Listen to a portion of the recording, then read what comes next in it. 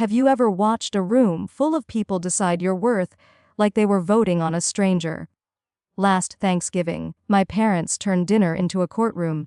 26 relatives sat in a circle. And my mother asked them a question: should Diana still be part of this family after everything we've spent on her? One by one, and hands went up. Against me. Every single one. But there was something my mother didn't know. 2 days before Thanksgiving, an estate auditor had called me about my grandparents' inheritance, and the numbers he read didn't match the story my mother had told this family for 15 years. So when the last hand went up, I didn't argue. I didn't defend myself. I just placed my phone on the table and pressed speaker. What the auditor said next is the reason no one in that room could look at my mother again. My name is Elena Brooks. I'm 28. And the only reason I walked into my parents' house that Thanksgiving was because I promised myself I'd stop being afraid of a dinner table. I didn't go for the turkey. I didn't go for the conversation. I went because for most of my 20s, I kept believing the same lie. If I'm calm enough, quiet enough, useful enough, they'll stop treating me like a problem. That's what I told myself as I sat in my car at the curb, watching their front porch light wash the yard in that warm, clean glow people post online. Inside, laughter rose and fell in waves. Plates clinked. A child squealed. My mother's voice, clear, bright, practiced, cut through everything like it always did. She could run a room without raising her volume. It was one of her gifts. It was also the reason people rarely saw what she was doing until it was done. My phone buzzed. A text from my sister Rachel. "Mom's already asking where you are. Please don't be late. You know how she gets." I stared at the message until the screen dimmed. I did know how she got. That was the problem. I tucked my phone into my coat pocket and forced my hands to unclench from the steering wheel. Then I exhaled slowly, like I'd learned in training sessions at the counseling center. In for 4, hold for 4, out for 6. It helped, just enough. I stepped out into the cold. The air had that sharp November edge that makes your teeth feel too awake. As I walked up the path, I noticed something small, the kind of detail my brain catches when it's trying to protect me. The curtains were drawn tighter than usual. Like my mother didn't want neighbors seeing inside. Like she didn't want the street witnessing what she planned to do. On the porch, my father's old wreath hung a little crooked. I reached to straighten it out, then stopped. It wasn't my job. I'd been the one fixing things for years. I knocked. The door opened fast. My cousin Mark stood there with a paper plate in one hand and a grin that didn't reach his eyes. "Alana?" he said, too brightly. "Hey." He stepped aside. Warmth rushed over me, heat, cinnamon, roasted butter. The house looked perfect, not lived in perfect. Staged perfect. Like the kind of home where everything is tidy because mess would be evidence of someone losing control. My mother appeared at the end of the hallway and smiled like she was greeting a guest at an event she hosted for donors. "Elena," she said. "You made it." Her hug was brief. Her perfume was familiar. Her voice was calm. But her fingers pressed into my shoulder a little harder than they needed to, just long enough to remind me she could. "You look tired," she added softly. Not concern, a diagnosis. "I'm fine," I said. "Good," she replied, still smiling. "Because tonight is about family." I stepped into the dining room. Every chair was filled, aunties, uncles, cousins. A few people I recognized only by obligation. Someone had added a folding table at the end, draped with a matching cloth. Everything coordinated. Everything intentional. And at the head of the main table, my mother's seat waited like a throne. Rachel was already there, placing napkins in perfect squares. She caught my eye for half a second, then looked away quickly, as if eye contact could be interpreted as choosing a side. My father sat near the end, quiet, holding his drink with both hands like he needed something to do with them. When he saw me, he nodded once. That was it. No smile. No "glad you came." Just a nod that meant, "Be careful." I took the seat that was left for me, near the doorway to the kitchen. Close to the noise. Close to the exits. It felt like an accident until I realized my mother always placed people where she could manage them. Dinner began. Grace was said. My mother's words were polished, warm and slightly pointed, like a sermon that pretends to be a blessing. "Thank you," she said, "for the ones who show up and the ones who carry the family forward." Her gaze flicked toward Rachel, then, without pausing, slid toward me. "And thank you," she continued, "for patience. In all seasons." No one reacted. They never did. That's how it worked. My mother planted small cuts under the tablecloth of politeness, and everyone pretended they weren't bleeding. People ate. Small talk moved like a slow river. Someone asked about work. Someone complimented the sweet potatoes. But the longer we sat there, the more I felt it. Something held back behind everyone's eyes. Like they were waiting for a signal. Like they'd been briefed. My Aunt Colleen barely spoke to me. My Uncle Stan smiled but didn't ask a single question. Even Mark, normally loud, kept glancing toward my mother as if he didn't want to speak out of turn. That familiar sinking feeling settled in my chest. This is planned. My mother set down her fork halfway through dinner. The room quieted quickly, not because she demanded it, but because everyone knew her rhythms. She dabbed her mouth gently. Then she turned toward me with the kind of soft smile people use, right before they deliver an insult that will sound harmless when repeated later. "So," she said. "Alana." My name sat on her tongue like she was tasting whether it still belonged in her mouth. "How's your little place holding up?" A few polite chuckles, light, obedient. "It's fine," I said. "Oh good," she replied. "Because we've all been concerned." Concern. Another word she liked. It sounded like love from a distance. Up close, it was control. My mother leaned back and looked down the table, making sure she had everyone's attention. "I've been thinking," she said calmly, "about responsibility, about contribution." She paused. "We're not getting any younger." That part was true. My grandparents had passed 2 years earlier. And since then, my mother spoke more and more like she was the family's appointed judge. "And sometimes," she continued, "families have to make hard choices when someone isn't matching the effort." Rachel's fork stopped. My father's jaw tightened. I stared at my plate as if it could keep me steady. Then my mother's voice softened even further. "I don't want this to be emotional," she said. "A lie. I want it to be fair." She glanced at the far end of the table. "A lot of you have told me you're tired." "Not I'm tired. You're tired." She always made her cruelty feel like a group decision. She turned back to me. "Alana," she said gently, "we love you." That word, love, hit me like cold water, because she only used it when she wanted to justify something painful. "But love," she continued, "doesn't mean enabling." My stomach tightened.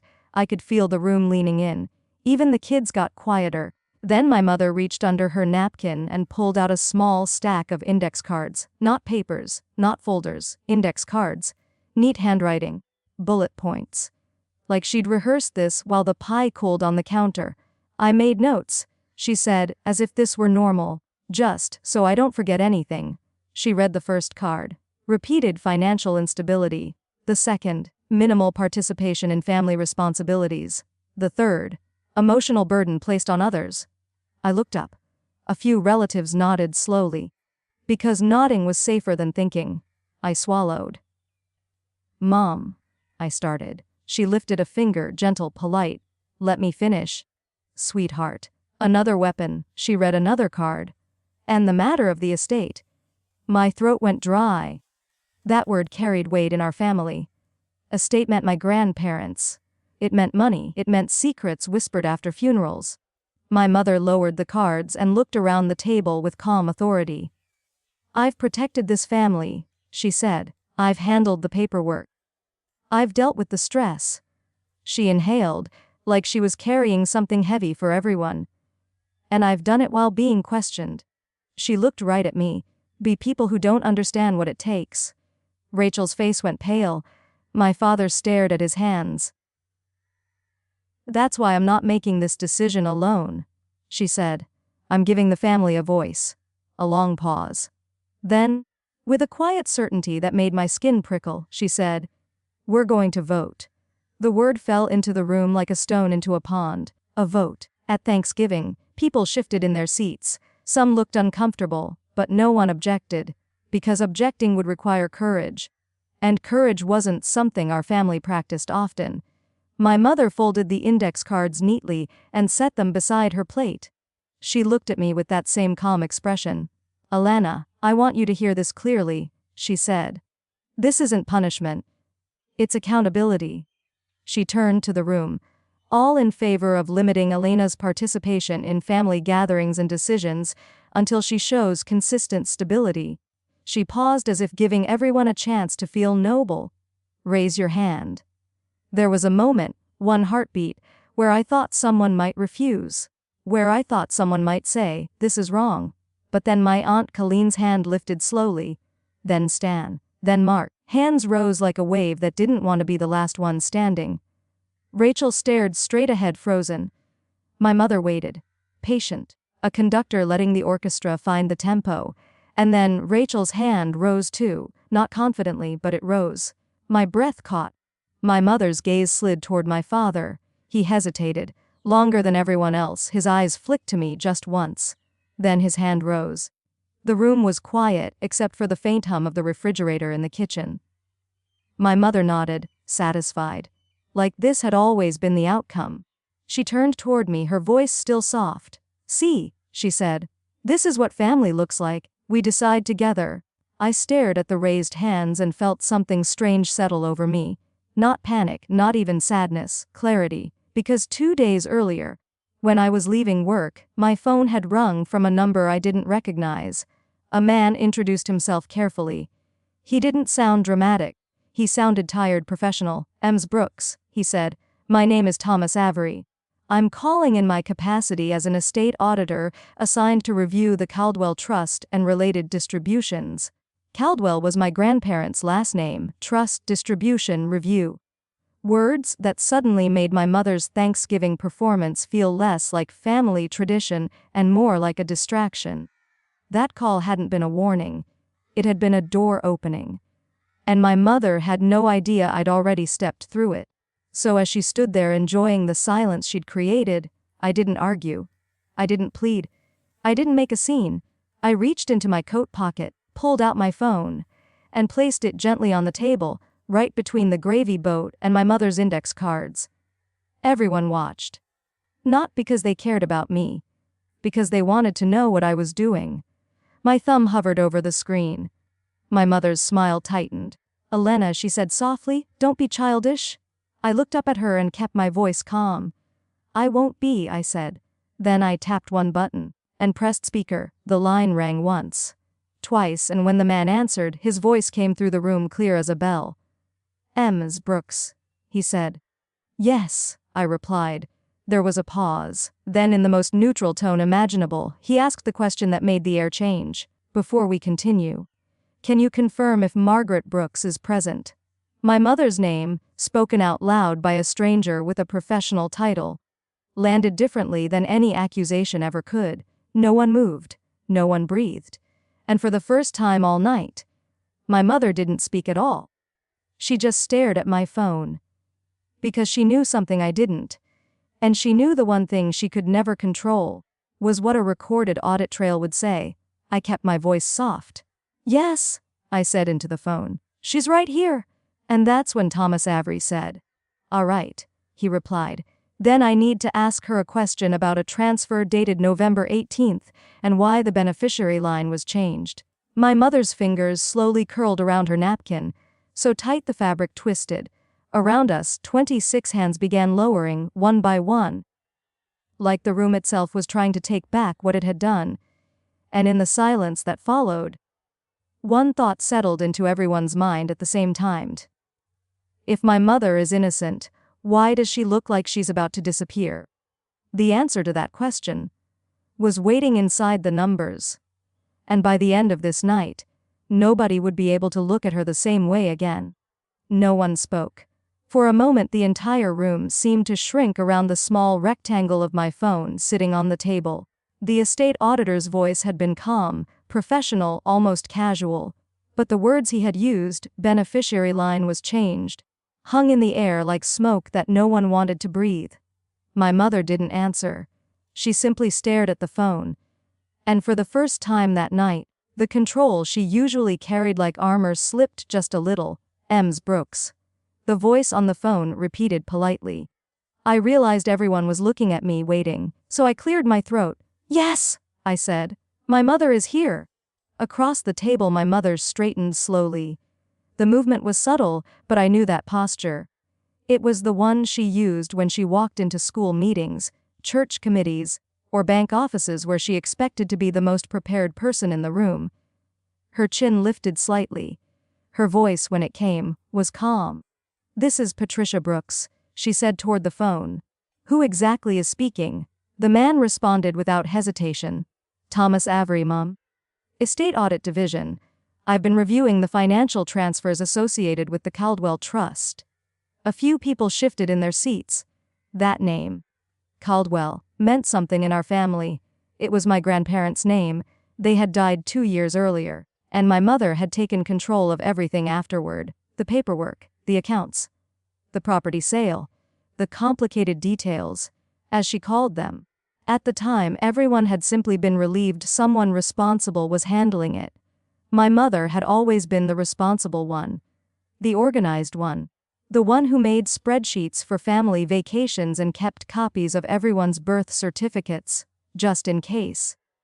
She thrived in situations that required authority, but right now her authority had been interrupted by a stranger, and strangers were harder to control. What exactly is this about? She asked. Her tone was polite, but I heard the edge beneath it. The auditor paused briefly. The kind of pause that suggested he was checking something on a screen.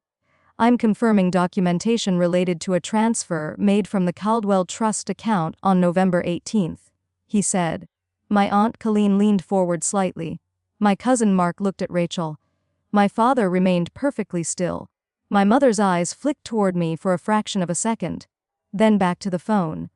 That transfer was authorized, she said. Her voice was steady again, confident. I'm the executor of that estate.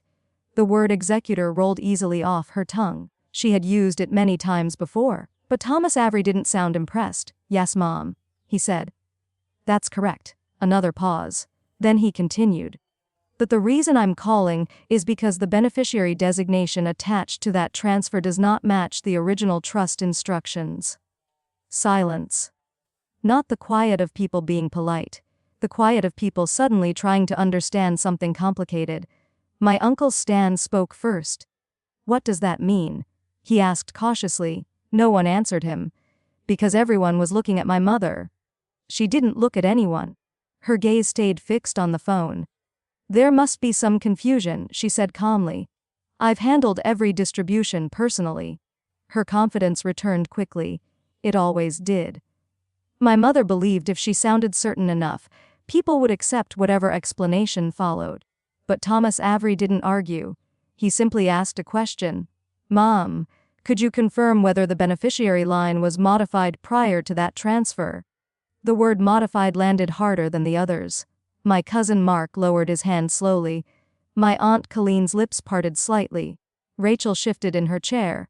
My mother let out a small breath, then she laughed. Not loudly, just enough to suggest the question was ridiculous. I'm sure whatever you're looking at is out of context, she said. I've been transparent with this family from the beginning. That word, transparent, felt strange in the room, because 20 minutes earlier she had asked everyone to vote on whether I belonged in that same family. Transparency had not been part of that conversation. The auditor spoke again. I understand, ma'am. That's why I'm confirming before finalizing the report. Finalizing, another heavy word. My father finally spoke. What report? He asked quietly. My mother shot him a look, but it was too late. Thomas Avery answered. A routine audit report connected to the estate filing, he said. The trust documentation lists 2 primary beneficiaries for a portion of the remaining funds. My stomach tightened. Because I already knew what he was about to say. He had told me earlier that afternoon. But hearing it here, out loud, was different. He continued, Earlina Brooks and Rachel Brooks. Rachel blinked. What? She whispered. A murmur moved through the room. My Aunt Colleen looked at my mother. You never mentioned that, she said. My mother's jaw tightened. There were adjustments, she said quickly. The trust allowed flexibility. Thomas Avery didn't sound convinced. The original document doesn't indicate flexibility regarding beneficiary allocation, he replied. He paused again. Then added gently, "That's why we're verifying the November 18th transfer." The room felt smaller, not physically, emotionally. Everyone's attention had narrowed to one place. My mother. She finally looked away from the phone. Her eyes moved around the table, scanning faces. Calculating. It was the same look she used when she was trying to decide which argument would win fastest. Then she smiled again. "Thomas," she said calmly, "this is really not an appropriate time for a financial discussion." Her voice softened. "My family is having Thanksgiving dinner." No one laughed. No one nodded. The usual chorus of agreement didn't appear. Because something had shifted. Not dramatically, just slightly, the way a chair leg shifts before the entire table wobbles. The auditor didn't apologize. "Understood, ma'am," he said. "I only needed confirmation regarding the transfer. If you're unavailable now, I can schedule another call." My mother opened her mouth to respond. But before she could, Rachel spoke. "Wait." Her voice sounded small, but it cut through the room. Rachel rarely interrupted our mother. When she did, it meant something mattered. She looked at the phone. "Did you say the trust listed Elena and me as beneficiaries?" "Yes," Thomas Avery said. For the education and development allocation portion, Rachel looked stunned. "Mom told us that account was empty." The words slipped out before she could stop them. A heavy silence followed. My mother's head turned slowly toward Rachel. "Rachel," she said quietly. The warning in her voice was unmistakable. But Rachel didn't back down. "You said there was nothing left after taxes and fees," she continued. Her voice trembled slightly. "You told us that 2 years ago." My mother inhaled slowly. "There were complications," she said. Her explanation sounded practiced, prepared. But something was wrong. Because the room wasn't nodding anymore. They were listening. Carefully. My Aunt Colleen leaned toward the phone. "How much money are we talking about?" she asked. My mother stood up suddenly. "That's enough," she said firmly. Her tone snapped like a door closing. "This conversation is over." She reached for my phone, but I moved it first. "Just an inch. Just enough." Thomas Avery's voice returned before she could speak again. "Well," he said carefully, "the allocation amount listed in the trust document is $40,000. Rachel's chair scraped against the floor. "40,000, she said. My father's head lifted slowly, and around the table, 26 relatives who had just voted on my worth began realizing something uncomfortable, because if $40,000 existed, then someone had decided where it went. And the only person who had access to that decision was standing at the head of the table. My mother looked around the room. For the first time that night, she didn't look like she was running the meeting. She looked like someone trying to decide which door to run through. And the worst part for her was this. Everyone had already seen the hallway. But what none of them knew yet, what none of them were prepared for, was that the number Thomas Avery had mentioned was only the smallest piece of the audit. The real question was still waiting. And when the auditor asked it, no one in that room would be thinking about the vote anymore. For several seconds, no one moved. The number $40,000 floated in the air like a puzzle no one had the courage to touch. My mother stood at the head of the table, still half turned toward my phone. Her posture was rigid, controlled, but I noticed something small, something most people wouldn't catch. Her right hand had curled into the tablecloth, just enough to wrinkle the fabric. That only happened when she was calculating. Across from me, Rachel was still standing. 40,000, she repeated quietly. The words sounded heavier the second time. My father leaned forward. His voice was careful. "Patricia," he said, "what is he talking about?" My mother turned slowly toward him. Her expression had already changed. The panic, if it had been there, was gone. In its place was something far more familiar. Control. "There's a misunderstanding," she said calmly. She sat back down and folded her hands together. The movement looked deliberate, measured, like she was stepping back into a role she had practiced for years. "Elena shouldn't have taken that call during dinner," she added, glancing at me. A few people shifted in their seats again. The accusation was subtle, but effective, because suddenly the room had something easier to focus on. My behavior interrupting dinner, creating drama. My mother had always been good at redirecting attention. But the man on speakerphone didn't seem interested in the redirection. "Mom," Thomas Avery said, still calm, "this isn't a misunderstanding. I'm verifying documentation." My mother's eyes flickered briefly toward the phone. "I've already told you," she replied. "The trust was handled 2 years ago." "That's correct," he said. "Which is why we're reviewing it." My Uncle Stan frowned. "Reviewing it for what?" he asked. Thomas Avery answered plainly, "Standard audit procedures after estate closure." The word audit seemed to echo differently now, because people in this family knew what an audit meant. It meant numbers, records, paper trails. Things that couldn't be explained away with confident smiles. Rachel slowly lowered herself back into her chair. Her face had gone pale. "Mum," she said carefully, "if there was $40,000, why didn't we know about it?" My mother looked at her. The look was softer this time, almost sympathetic. "Because," she said gently, "not everything needs to be shared with everyone." Rachel blinked. "That money was meant for us," she said.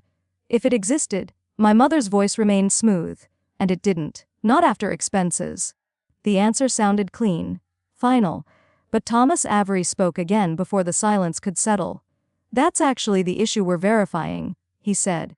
My cousin Mark leaned closer to the phone. "What issue?" he asked. There was a short pause. Then the auditor spoke in the same steady tone he had used from the beginning. "The trust documentation shows the education allocation account was closed after a transfer on November 18th. I felt every pair of eyes move toward my mother. But he hadn't finished. The transfer amount was listed as $180,000. The room went still, not quiet, still, because that number didn't belong in a conversation about 40,000. My Aunt Colleen's mouth fell open slightly. 100 what? She said. Rachel looked at me. Then at our mother, then back at the phone. "That can't be right," she said. My mother didn't move. Her hands remained folded, but the calm expression she had been wearing cracked, just slightly. "Thomas," she said sharply now, "you're clearly looking at the wrong account." Her tone had changed. Less warmth, more authority. The voice she used when someone at the bank made a mistake. But Thomas Avery didn't sound intimidated. "I'm looking at the Caldwell Trust Master Ledger," he replied. He paused. "Account number ending in 779." My father inhaled slowly. I knew that number. Everyone in the room probably did, because my mother had repeated it dozens of times during the estate process. She had insisted the account was nearly empty, that taxes had swallowed most of the inheritance, that selling the house barely covered the remaining expenses. It had sounded reasonable, responsible. Everyone had believed her. My Uncle Stan leaned forward. "Wet," he said slowly. "Margaret and Henry Caldwell left over $300,000 when they passed," toward him. "That was before legal fees," she said quickly. "And maintenance costs. And—" "But that was 2 years ago," Stan interrupted. "And you said there was barely anything left." My mother's voice hardened. And there wasn't. The tension in the room thickened. Rachel spoke again.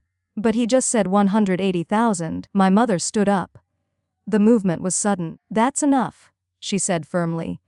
Her voice filled the room again, the same voice that had run church fundraisers and school meetings.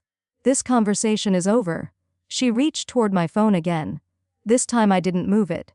I simply said quietly, "Thomas, could you repeat the transfer date?" My mother froze. The entire room seemed to lean closer to the phone. The auditor answered immediately. "November 18th, I nodded slowly, then looked at my mother. "Mom," I said softly, "that was 3 days ago." No one spoke. No one breathed. Because 3 days ago meant something very simple. The money hadn't disappeared 2 years earlier. It had moved recently. Very recently. My father stood slowly from his chair. "Patricia," he said. This time his voice wasn't careful, it was tired. "Where did that money go?" My mother stared at him, then at the phone, then around the table. 26 faces. Not hostile, not yet, but no longer obedient either. The room she had controlled for decades was beginning to tilt. And for the first time since this dinner began. My mother didn't seem sure how to straighten it again. Thomas Avery's voice returned quietly through the speaker. Actually, he said, that's the second thing I needed to confirm. My stomach tightened, because I knew what was coming next. He continued. The beneficiary listed on the November 18th transfer, he paused briefly, was not one of the individuals named in the original trust. My Aunt Colleen whispered. Then who was it? The answer came calmly, clearly, and the moment the name was spoken, every person in that room finally understood why my mother had been so eager to hold a vote tonight. Because the beneficiary listed on that transfer was Margaret Brooks, my mother. For a moment, the room forgot how to breathe. The name had been spoken clearly. Margaret Brooks, my mother. No one moved. No one spoke. The only sound in the house was the low hum of the refrigerator in the kitchen and the faint clink of someone's fork slipping against a plate. Across the table, my cousin Mark slowly lowered his hand. The same hand he had raised minutes earlier to vote me out of the family. Now it rested awkwardly on the table like it no longer knew what it was supposed to do. My father was still standing. His eyes were fixed on my mother. "Patricia," he said quietly. The softness of his voice made the room even quieter. "Tell me he's wrong." My mother didn't answer immediately. She stood perfectly still, her gaze locked on my phone. For years I had watched her control conversations like a chess player controlling a board. She was always 2 moves ahead, always certain. But right now, she was calculating, and everyone could see it. Finally, she laughed. It wasn't warm. It wasn't even convincing. It was the laugh people use when they need a few seconds to think. "This is ridiculous," she said. Her voice regained some strength. "I'm sure the account name appears there, because I'm the executor of the estate." She gestured lightly toward the phone as if the explanation was obvious. "That doesn't mean anything." My Aunt Colleen looked uncertain. "That actually makes sense," she said slowly. My mother turned slightly toward her. "Exactly," she said. "When you manage a trust account, sometimes the executor's name appears on transactions." Her confidence returned quickly, like someone rebuilding a stage after a curtain falls. But the man on the phone didn't sound convinced. "I'm afraid that's not the case here, ma'am," Thomas Avery said calmly. The room stilled again. The transfer was made directly into a personal account under the same name. My mother's expression froze. Just for a fraction of a second. But everyone saw my father spoke again. "Personal account?" he asked. "Yes, sir," the auditor replied. My cousin Mark leaned forward. "Are you saying the trust money went into her bank account?" "That's what the transfer documentation shows," Thomas Avery said. The room erupted into whispers. Not loud, not chaotic, just the low, uneasy murmur of people realizing the ground beneath them had shifted. Rachel stared at my mother. Her voice barely came out. "Mom." My mother raised a hand sharply. "Nuff." The word cracked through the room like a whip. "This man doesn't know what he's talking about." She looked directly at my phone. "Thomas, you clearly don't understand the context of the transfer." The auditor remained calm. "Then perhaps you could explain it, ma'am." That was the problem. My mother always had explanations, but explanations worked best when people already trusted you. Right now, 26 relatives were looking at her with something new in their eyes. Doubt. My Uncle Stan crossed his arms. "Patricia," he said slowly, "why would the money go to your personal account?" My mother's gaze snapped toward him. "Because I needed to protect it," she said. "The estate still has unresolved issues." "What issues?" Rachel asked. My mother hesitated. Just for a second. Then she spoke again. "Legal matters," she said. "That's all you need to know." But this time no one nodded. No one accepted the answer. Because the story had already cracked. My father finally walked closer to the table. His movements were slow, careful. Like he didn't want to startle something fragile. "Patricia," he said quietly, "that money belonged to the trust. Wes. And the trust beneficiaries were Elena and Rachel. Wes. Then why is it in your account?" The question landed harder than anything the auditor had said. "Because it came from her husband." My mother's composure wavered. For the first time that night, she looked genuinely angry. "I've spent 2 years managing this family's problems," she said. Her voice sharpened. "I've paid bills none of you even know about." My Aunt Colleen frowned. "What bills?" "The house taxes." My mother snapped. "Maintenance costs." My Uncle Stan shook his head. "That still doesn't explain $180,000. Silence. The number sounded heavier every time someone repeated it. Rachel looked like she might cry. "Mom," she whispered.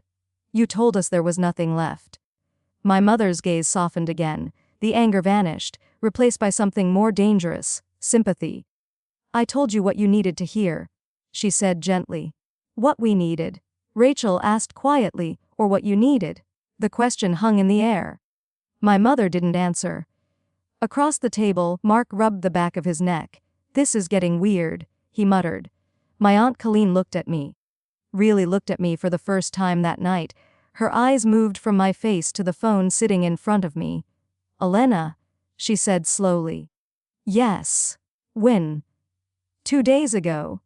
The room shifted again. "You didn't say anything?" Mark asked. I shook my head. "No." "Why not?" I looked around the table, at the people who had raised their hands to remove me from the family. Then I answered honestly. Because no one here was interested in hearing what I had to say. No one argued with that. My mother stepped forward suddenly. "That's enough drama," she said. "This conversation is over." She reached toward the phone again, but this time my father moved first. He placed his hand on the table. "Firm. Leave it," he said. My mother stared at him. For years my father had been quiet, careful, passive. But something had changed tonight. The room could feel it, and my mother could see it. She slowly lowered her hand. The silence that followed felt different, heavier, like the house itself was waiting for the next sentence.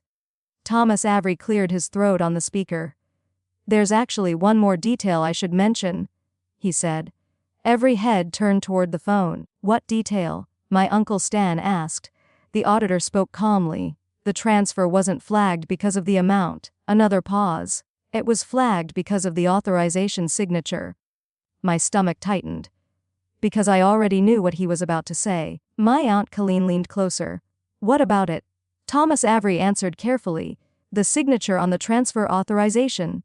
He paused briefly. "Doesn't match the signature on the original trust documentation." The room fell completely silent. Because now the question wasn't just about money. Now the question was about something far worse, and everyone in the room knew exactly what that meant. Forgery. My mother didn't move. She didn't speak. She simply stared at the phone on the table. And for the first time in her life, Margaret Brooks looked like someone who had run out of explanations. My mother's silence wasn't normal, not for her. Margaret Brooks always had an answer ready, something smooth, something reasonable, something that sounded like responsibility even when it wasn't. But the moment Thomas Avery said the signature doesn't match, the air in the room changed completely, because everyone understood that part. You didn't need a law degree to understand what it meant when a signature didn't match on a trust transfer. It meant the money didn't just move. It was taken. My father was still standing near the table, his palm flat against the wood like he was grounding himself. Rachel's hands were pressed to her lap, fingers twisting together. My cousin Mark kept glancing from my mother to the phone like he was hoping one of them would turn this into a joke. No one did. My mother finally spoke. Her voice was very quiet. "That's impossible," she said, not angry, not dramatic, just flat. Thomas Avery answered in the same calm tone as before. "I understand that's difficult to hear, ma'am." He paused. "But our review includes comparative signature analysis from the original trust file." My Uncle Stan frowned. "Comparative what?" The auditor didn't sound irritated. He sounded like someone who said these words every day. "We compare signatures on required documents," he explained. "And if there's inconsistency, we flag it." My Aunt Colleen's voice came out sharp. "So you're saying someone forged something?" My mother turned toward Colleen, as if she couldn't believe Colleen would even ask that. "Don't be ridiculous," she said quickly. But the confidence wasn't fully back. It was like she was trying to hold water in her hands. My father's voice cut in, low and steady. "Patricia," he said again. "Did you sign anything recently for the trust?" My mother's eyes snapped toward him. "I signed paperwork," she said, "as the executor." "That's not what he means," Rachel whispered. My mother ignored her. Instead, she looked at my phone as if she could intimidate the voice on the other end. "Thomas," she said with polite firmness, "I want you to be very careful with your words." Thomas Avery didn't respond the way she expected. He didn't apologize. He didn't back off. He simply continued. "To be clear," he said, "this does not automatically mean criminal intent. It means the authorization requires further verification." Verification. A softer word. But everyone in the room heard what sat behind it. My Aunt Colleen leaned forward slowly. "Verification by who?" she asked. The auditor replied, "By the estate attorney of record, and potentially through court review if the discrepancy can't be resolved." Court. That word hit the table like a dropped plate. My father's shoulders sank slightly. Rachel's lips parted, but she didn't speak. My cousin Mark exhaled hard. "You can't be serious," he muttered. My mother stood up again. "This is absurd," she said. Her voice was rising now. Not yelling, but sharper. "I've done nothing wrong. I have managed this family's affairs for years." She looked around the table like she was searching for the old loyalty. The easy nods. The polite agreement. But the faces staring back at her weren't nodding anymore, they were waiting. For something real. My father finally sat down slowly. Like standing had become too exhausting. When he spoke, his voice sounded older. "I trusted you," he said.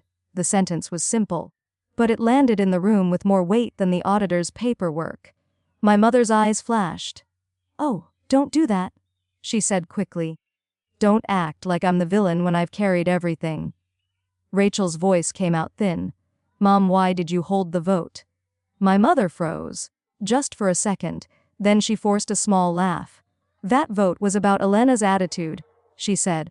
But Rachel didn't look away this time. "No," she said quietly, "it wasn't." Her voice trembled, but it wasn't weak.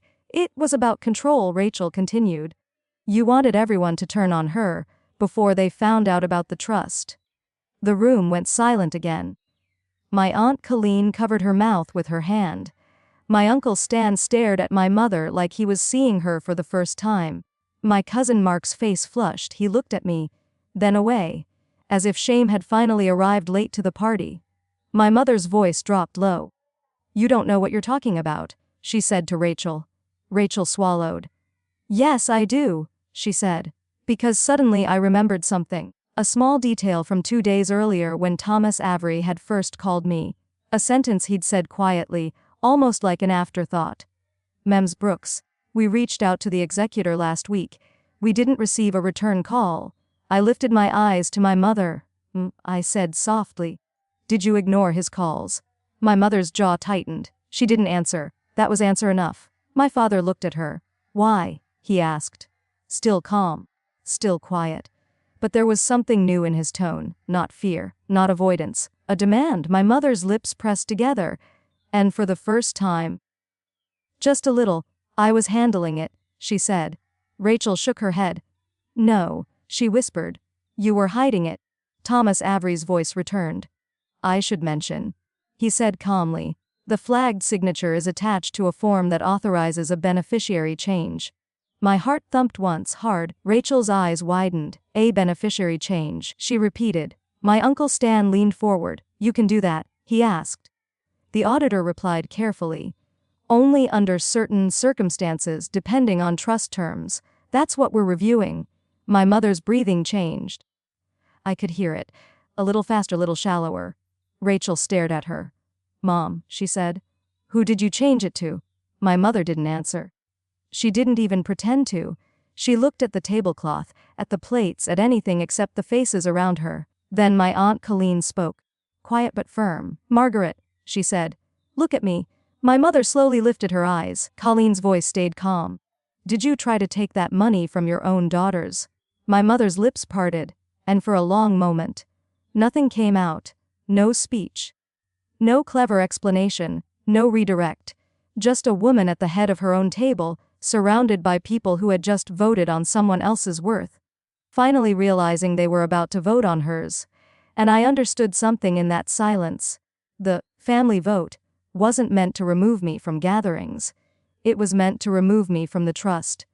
Because if everyone believed I was unstable, then my mother could say she was protecting the money, and if she said it confidently enough, she could make theft sound like responsibility. I looked down at my phone. Thomas Avery was still on the line, waiting, professional, unmoved by emotions. And I realized the question that mattered wasn't whether the signature matched. It was this. Who else had my mother convinced to sign something they didn't understand? Because if she had manipulated a room full of adults into raising their hands against me, what had she done with paper, grief, and a family that trusted her blindly? That answer was coming, not at the dinner table, but in the place my mother feared most. A room where her voice didn't control the truth. And for the first time that night, I knew I wasn't the one on trial anymore. The silence after Rachel's question stretched longer than anyone expected. My mother still hadn't answered, not directly, not indirectly. She simply stood there at the head of the table, looking smaller than she had 20 minutes earlier. The woman who had organized the vote now looked like someone trying to remember which version of the truth she had told last. My Aunt Colleen broke the silence first. "Margaret," she said carefully, "you need to say something." My mother lifted her chin slightly. The familiar posture returned, the one that meant she was about to take control of the conversation again. "You're all overreacting," she said. Her voice regained its smoothness. "This is a paperwork issue." My cousin Mark frowned. "A paperwork issue?" he repeated. "Yeah," my mother replied calmly. "Things get complicated when estate's close. Forms change, beneficiaries update." She glanced briefly toward the phone on the table. Clearly the auditor is looking at an early draft of something. But Thomas Avery spoke before the explanation could settle. "Mom," he said politely, "this isn't a draft." My mother's expression hardened. "The form we received," he continued, "was signed and notarized." Notarized, the word landed heavily, because notarized documents meant witnesses. Records. My Uncle Stan leaned back in his chair slowly. "You got something notarized?" he asked. My mother's eyes flickered. She said, "For estate updates." "But the estate was already closed," Rachel said. "That's what you told us." My mother hesitated again, just long enough for the room to notice. "That was before new information came up," she replied. "What information?" Rachel asked. My mother opened her mouth and then stopped. The problem with lying to a room full of people was that eventually someone asked the question you hadn't prepared for. Across the table, my father spoke again. His voice was quiet, but firm. "What document did you sign?" My mother didn't look at him. She looked at the table, at the plates, at the folded napkins that had seemed so important when dinner began. Then she said something that made the entire room shift. "It wasn't just me." My Aunt Colleen blinked. "What do you mean?" My mother's eyes moved slowly around the table, scanning faces. And suddenly a strange unease crept into the room. Because when someone says it wasn't just me, it usually means other people were involved. Rachel leaned forward slightly. "Mom," she said carefully, "what did you do?" My mother exhaled. Then she said quietly, "I updated the trust paperwork." My cousin Mark rubbed his forehead. "You keep saying that like it explains anything." "It does." My mother snapped. "I made adjustments to protect the estate." "Protect it from who?" Stan asked. My mother's gaze slid toward me. "From Elena, of course." For years she had built that narrative slowly. The unstable daughter, the irresponsible one. The one who needed guidance. Even now she tried to lean on it. "Alana hasn't exactly demonstrated financial responsibility," she said calmly. Rachel's head jerked up. "Are you serious right now?" "I'm being realistic," my mother replied. My father's voice cut through the room again. "What paperwork did you file?" The question was different this time, sharper. My mother sighed. "The document allowed the trust to temporarily transfer funds into a protective holding account." "Your account," Stan said. "Wes?" "Shh," Rachel asked. My mother hesitated. "That was procedural." My cousin Mark shook his head. Procedural doesn't usually involve removing your daughters. My mother's eyes flashed. I didn't remove anyone. Thomas Avery spoke again from the phone. The form indicates a beneficiary substitution. Everyone looked at the phone. Rachel's voice came out thin. Substitution for who? The auditor paused, then answered clearly. The new beneficiary listed is the Brooks Family Stabilization Account. My Uncle Stan frowned. I've never heard of that. Rachel shook her head. Me neither. My father looked at my mother slowly. What is that? My mother hesitated just for a moment, then she answered. It's a reserve account, for family emergencies. My Aunt Colleen frowned. And you control it? Yes. So the trust money goes into an account you control, Stan said slowly. Temporarily. My mother insisted. Rachel stared at her. How temporary? My mother didn't respond, because the answer was obvious. Temporary meant until no one asked questions. Temporary meant until paperwork became old enough to ignore. Temporary meant until the story solidified. My cousin Mark leaned back in his chair. Whoa, he muttered. The word wasn't loud. But it carried more judgment than anything said so far. My father looked tired. Not angry, just tired. How long were you planning to keep it there? He asked. My mother's voice rose. I wasn't planning to keep anything. But you didn't tell anyone, Rachel said. Because you would have misunderstood. My mother snapped. My Aunt Colleen shook her head slowly. We understand perfectly. The room had changed now. Not just confused, suspicious. The vote from earlier felt like it belonged to a different evening, a different house. Because the people who had raised their hands were now staring at the woman who asked for them. And realizing something uncomfortable. The vote hadn't been about family unity. It had been about building a story. My mother tried again. You're all acting like I stole something, she said. You did, Mark said bluntly. Her head snapped toward him. I protected the estate. Rachel stood up suddenly. No, she said. Her voice shook. But she didn't sit back down. You protected yourself. My mother stared at her daughter, the one who had raised her hand earlier. The one who had chosen the safer side, and now that same daughter was looking at her differently. Not as a leader, as a suspect. My phone crackled softly. Thomas Avery spoke again. There is one more detail you should probably be aware of. The room turned toward the speaker again. What detail? Stan asked. The auditor answered calmly.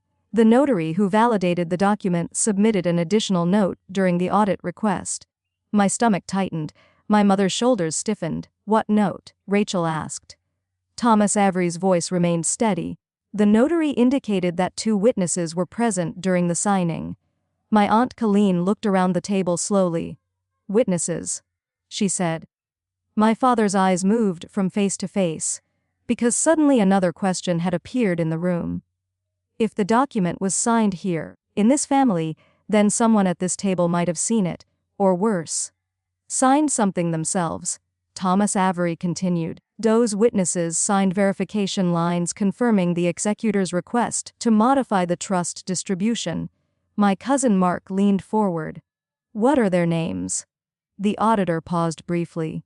Then he read them, and the moment the 2 names left his mouth, 2 people at the table went completely still, because the witnesses who had verified my mother's document were sitting in this room, and they had no idea what they had helped authorize.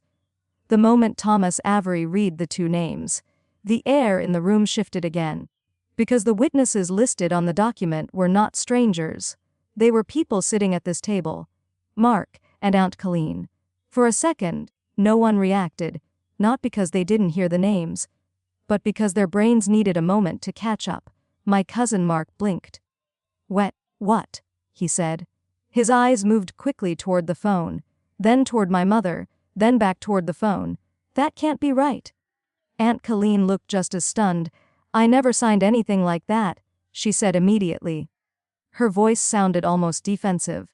Thomas Avery's tone remained steady. The document shows both of your signatures as witnesses to the executor's request. Mark shook his head hard. No, that's not what happened.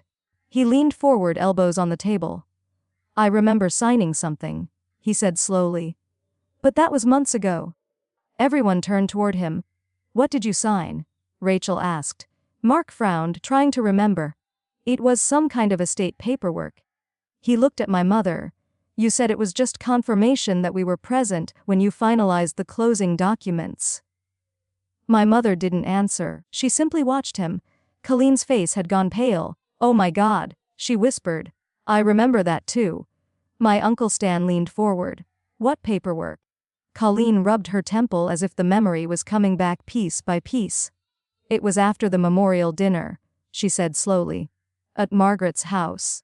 My mother's house, the same house we were sitting in now. There were a few forms on the table. Colleen continued. Margaret said they were just final verification for the trust closing. Rachel looked stunned. And you signed them? Colleen nodded weakly. She said she needed witnesses. Mark's voice dropped. You said it was just confirmation the paperwork was finished. My mother's eyes moved slowly from one face to another, still calculating, still deciding which explanation might survive. My father spoke quietly. Patricia. The sound of her name was enough to stop the room again. Did you tell them what those documents were? My mother inhaled slowly. They were trust documents, she said. That's not what he asked, Rachel replied. Her voice was sharper now. Did you tell them they were witnessing a beneficiary change? My mother didn't answer. The silence stretched. And everyone understood. Mark leaned back in his chair, staring at the ceiling. You've got to be kidding me, he muttered. Colleen looked like she might cry. You said it was routine paperwork, she said quietly. My mother's voice hardened. It was routine. Routine doesn't involve removing your daughters from a trust, Stan said. My mother's patience finally cracked. I didn't remove anyone, she snapped. The sudden volume startled the room. Even the kids down the hallway went quiet.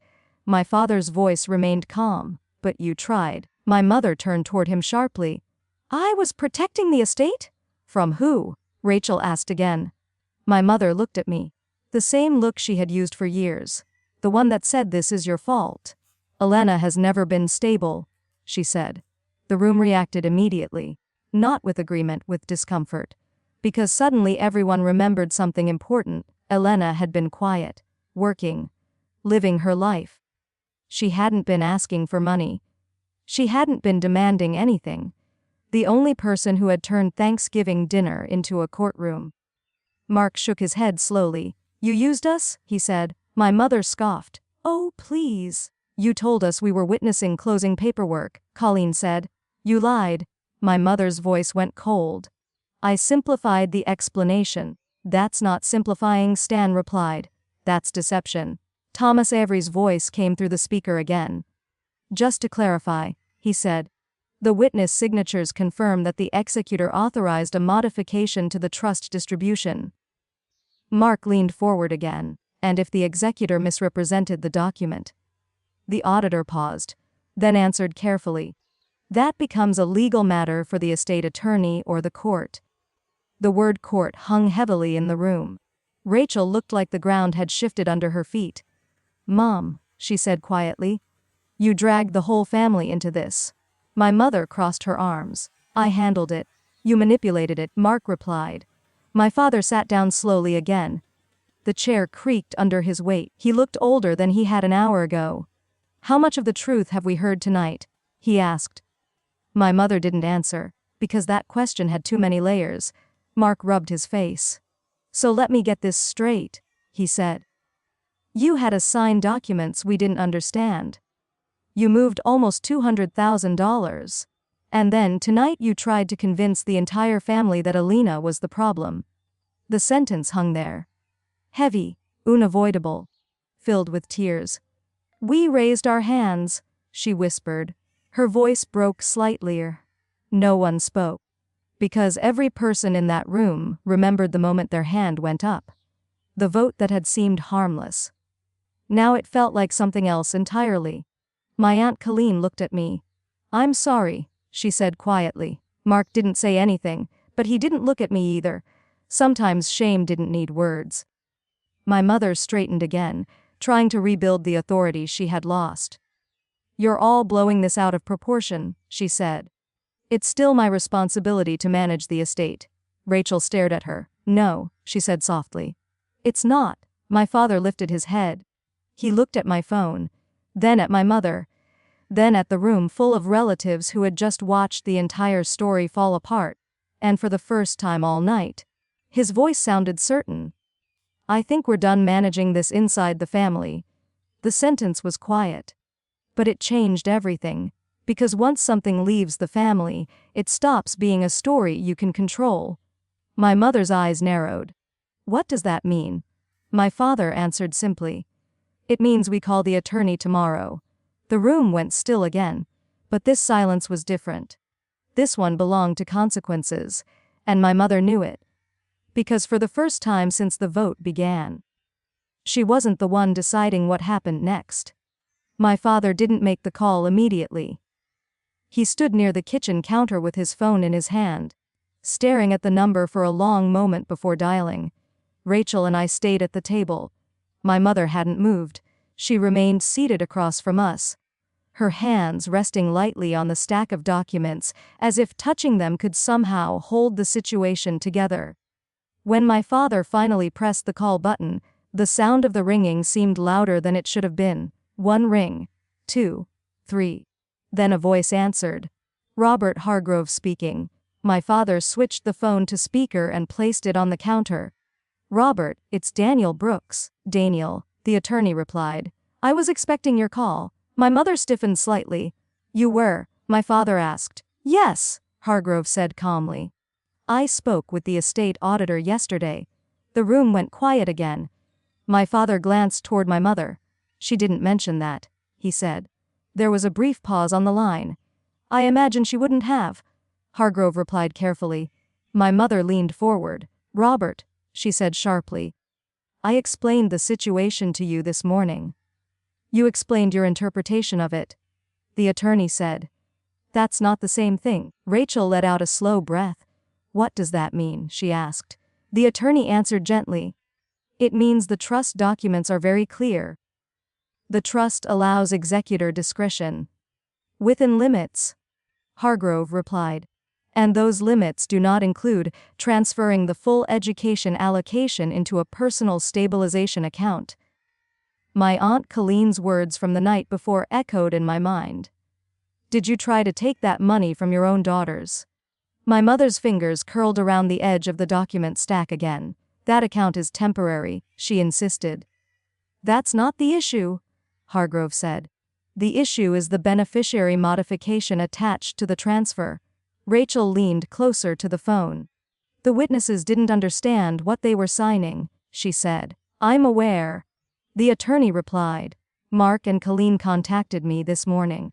That surprised everyone. My mother looked up sharply. They what? They wanted clarification, Hargrove said. And after reviewing the document, they both confirmed they were told it was routine estate paperwork. My mother's jaw tightened. They're misunderstanding. No, the attorney replied calmly. They're remembering. Silence filled the dining room again, because memory was harder to argue with than accusations. My father spoke quietly. So what happens now? There was another pause on the line, then Hargrove answered carefully. Technically, the beneficiary modification is contestable. My mother stood up. That's ridiculous. Margaret, the attorney said calmly, please let me finish. For once, she did. If Alana and Rachel contest the modification, Hargrove continued, the court will review the trust instructions, the authorization form, and the circumstances surrounding the signature verification. Rachel looked at me. That means a judge. Yes, Hargrove said. My mother scoffed. This family is not going to court. My father turned slowly toward her. That's not your decision anymore. The words landed like a quiet hammer. My mother stared at him. You're siding with them. I'm siding with the truth. Rachel swallowed hard. Robert, she said into the phone, what happens to the money while this is reviewed? The funds will likely be frozen until the matter is resolved, the attorney replied. My mother's head snapped toward the phone. Frozen? Yes. For how long? She demanded. That depends on how quickly the court reviews the trust. My mother laughed sharply. This is unbelievable. But no one else laughed. because the consequences were starting to become real. My father asked the next question. Robert, if the court finds the modification invalid, what happens? The attorney answered plainly. The original beneficiary structure would be reinstated. Rachel looked down at the table. Elena and I, she said quietly. Yes, my mother crossed her arms. And if the court sides with me? The attorney paused. Then the stabilization account would remain under your control. My mother nodded slightly, as if that possibility was enough. There is, however, another issue. The room went still again. What issue? My father asked. The signature discrepancy mentioned by the auditor. My mother's voice sharpened. That's already been explained. No, Hargrove said calmly. It hasn't. Rachel looked toward the phone. What happens if the court thinks the signature was forged? The attorney's answer was quiet, but it carried more weight than anything else said that morning. Then the matter would no longer be civil. My stomach tightened. Meaning what? Rachel asked. It would become a criminal investigation. The words seemed to drain the air from the room. My mother didn't move. She didn't speak. She just stared at the papers in front of her. Because in that moment, the story she had tried to control for 2 years had reached the one place she could never fully manage. A courtroom. My father finally ended the call. The phone screen went dark. No one said anything for a long time. Rachel stared at the table. My father looked exhausted, and my mother looked at the documents like they had betrayed her. Finally, she spoke. Her voice was softer than I had ever heard it. You're all overreacting, she said, but this time, no one believed her, because the vote from the night before had already been replaced by something far more serious. Not a family decision, a legal one. And the moment that truth settled into the room, everyone understood something at the same time. The next conversation about the Caldwell Trust wouldn't happen at this table. It would happen in a place where votes didn't matter. Only evidence did. For the first time in years, my mother had nothing left to organize. No agenda, no speech.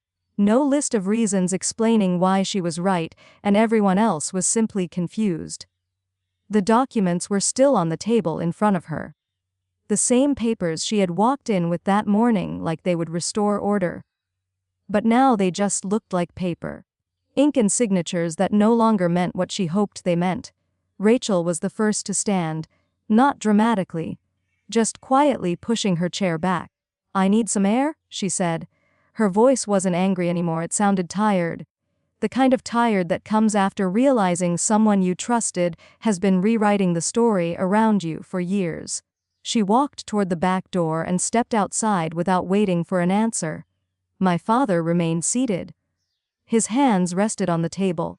Fingers folded together, he stared at the documents for a long time. Then he looked up at my mother. Why didn't you just tell us? He asked. The question wasn't loud, but it carried more disappointment than anger. My mother blinked slowly. Tell you what? That you wanted control of the trust, he said. I already had control, she replied. No, he said quietly. You had responsibility. That's the same thing. No, my father said again. It isn't. The difference between those two words hung in the room. Responsibility meant caring for something, control meant owning it. My mother's eyes flicked toward me. The same look she had used all my life. The one that suggested the situation was somehow my fault. You started all of this, she said. Her voice wasn't cruel, just certain. If you hadn't taken that phone call during dinner, I would have taken it today, I said. She stopped. Because that was true. Eventually the audit would have reached someone else. Eventually the numbers would have been questioned. Eventually the story would have cracked. My father stood slowly. The movement felt like the final shift in the room. Patricia, he said. You need to understand something.